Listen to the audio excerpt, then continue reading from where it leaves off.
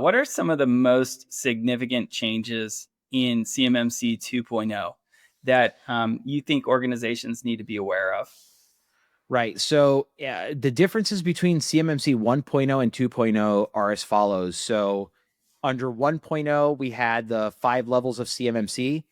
Under 2.0, they've compressed it down to 3 levels. Under 1.0, contractors that were handling federal contract information would have to get assessed by a third party. Under 2.0, that's not the case anymore. They're going to allow a self-certification with an annual affirmation to make sure that companies are still meeting compliance. And under 2.0, also contractors that are handling CUI are going to either get allowed to be assessed, either a self-assessment, or they're going to have to get a third-party certification.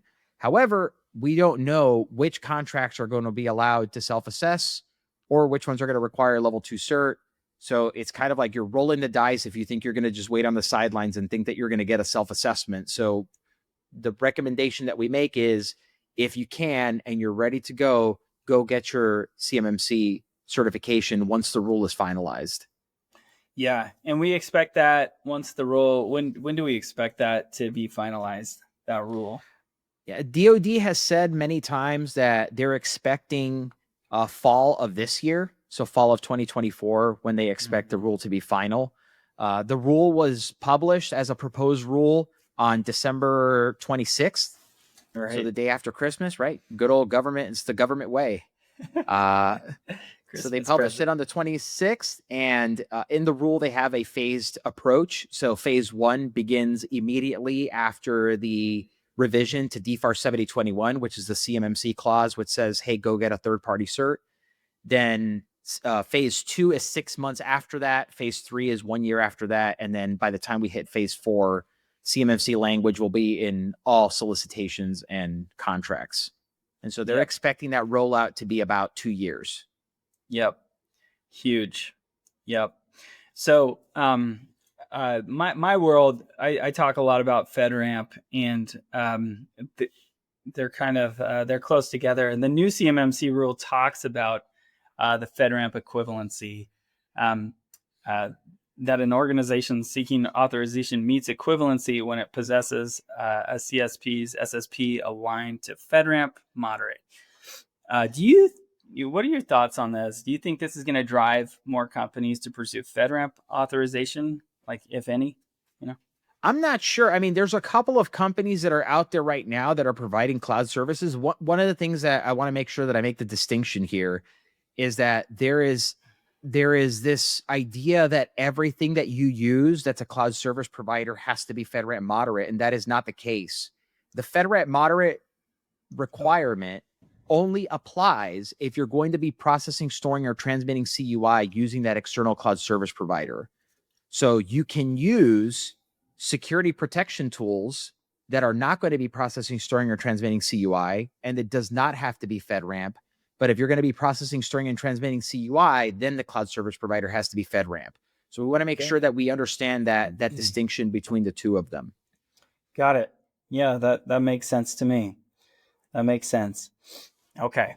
All right, man. Well, this is awesome. So for CMMC level 1 organizations who are only managing FCI, so federal contract information, because creating an SSP to document the scope and requirement implementation is optional, do you see them having an advantage when bidding over their competitors if they do create SSPs? I don't know if that's really clear. I was just kind of going through it. I wrote it earlier and I'm just like, wait. So for level 1 for FCI, there is no requirement for a system security plan. Mm-hmm. Okay.